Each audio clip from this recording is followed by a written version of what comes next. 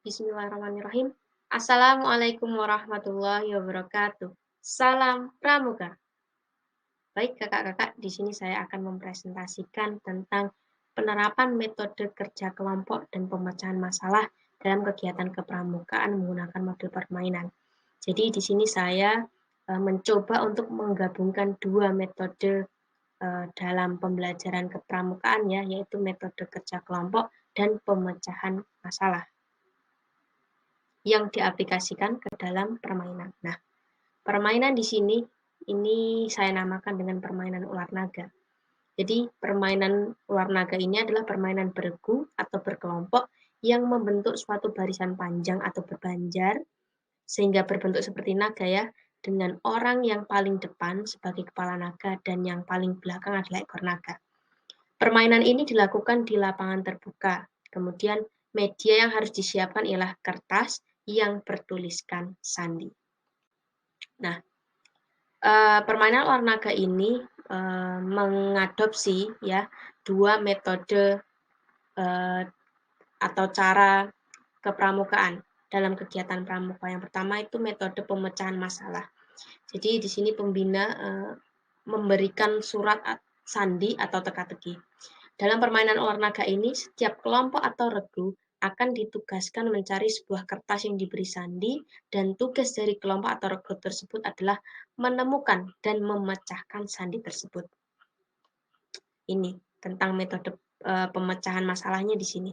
Kemudian metode kerja kelompok. Kenapa ular naga ini juga menggunakan metode kerja kelompok? Nah, memberi tugas kepada setiap kelompok yang diawasi oleh pembinanya.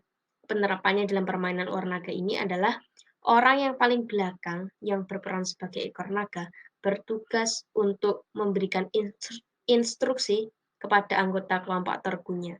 Sedangkan orang yang paling depan yang berperan sebagai kepala naga bertugas untuk mengambil kertas berisi sandi tersebut. Ya, kenapa ini mengadopsi metode kerja kelompok ya? Karena permainan ini bersifat kelompok atau beregu. Selanjutnya yaitu langkah-langkah penerapan. Yang pertama yaitu pembina membagi peserta didik dalam beberapa regu atau kelompok yang disesuaikan dengan jumlah anggota peserta didik yang hadir pada waktu itu.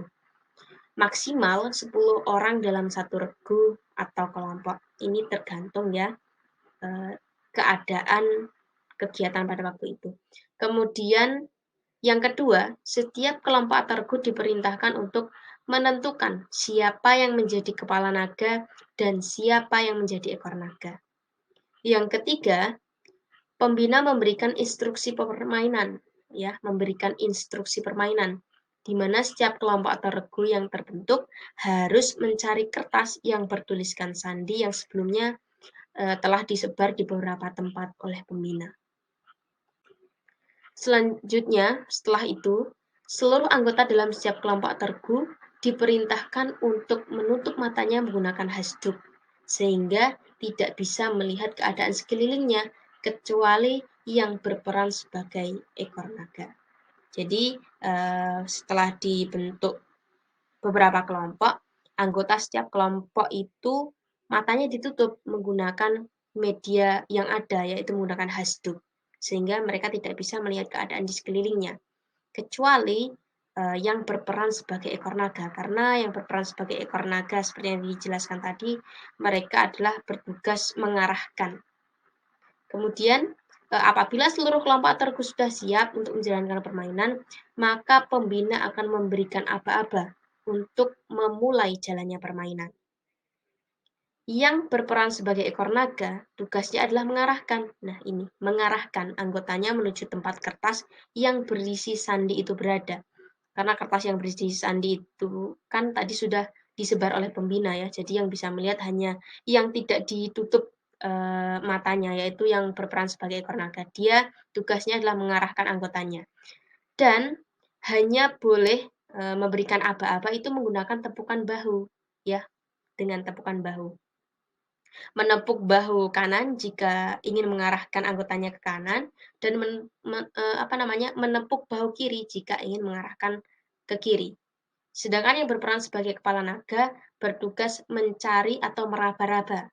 di mana letak kertas tersebut, ya. Jadi nanti ya mereka bisa berdiri, kemudian atau berjongkok ya, karena mungkin, kertas bisa ditaruh di bawah atau di pohon, itu ya sekreatif pembinanya, seperti itu. Kemudian jika ada regu atau kelompok yang telah menemukan kertas sandi tersebut, maka mereka harus menebak kata atau kalimat apa ya, menebak kata atau kalimat apa yang dituliskan menggunakan sandi tersebut. Dan kelompok tercepatlah yang berhasil menebak dengan benar yang memenangkan permainan. Jadi, cepet-cepetan ini nanti. Mana kelompok yang bisa menemukan sandi duluan, terus mana kelompok yang bisa menemukan kertas berisi sandi sekaligus bisa menebaknya dengan benar atau dengan tepat. Jadi sandi itu bisa berupa sandi Morse ya atau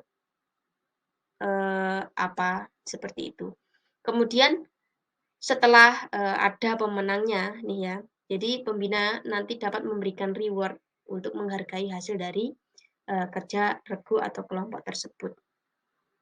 Jadi kakak-kakak dari permainan ini ya harus ada apa hikmah atau pelajaran yang harus dipetik di antaranya yang pertama yaitu melatih rasa kepercayaan anggota regu kelompok kepada pemimpinnya.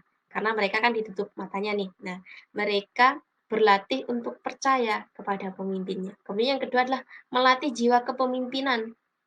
Ya, mereka yang menjadi ekor naga tadi ya bertugasnya mengarahkan mereka akan dilatih jiwa kepemimpinannya. Kemudian yang tiga yaitu tentu saja melatih kerjasama antar anggota dalam regu atau dalam kelompok.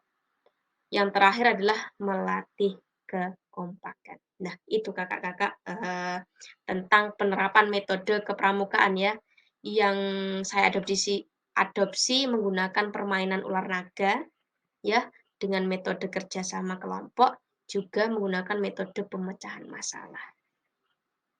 Baik kakak-kakak, mungkin itu yang dapat saya sampaikan. Kurang lebihnya saya mohon maaf.